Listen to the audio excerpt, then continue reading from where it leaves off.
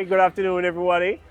Today you're speaking with Dervin McKillop. I'm the Chief UAS Pilot and Consultant with Drip Enterprise UAV Services.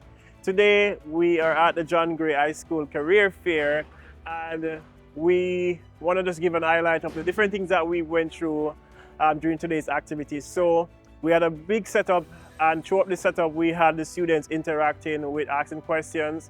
But we had the opportunity of giving some students the opportunity to fly a drone as well as to program and code a drone. They were able to get access to see our light show drones that were displayed across there.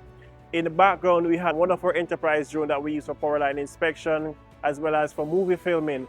Now, what I can say from the interaction with the students, it was a great interaction. The students were enthused about the drone industry, and what we did in a nutshell was to be able to share with the students and the general population about careers within the drone industry and the IT industry. But the main takeaway from this is we want to ensure that we empower the students enough to be able to, make great decisions.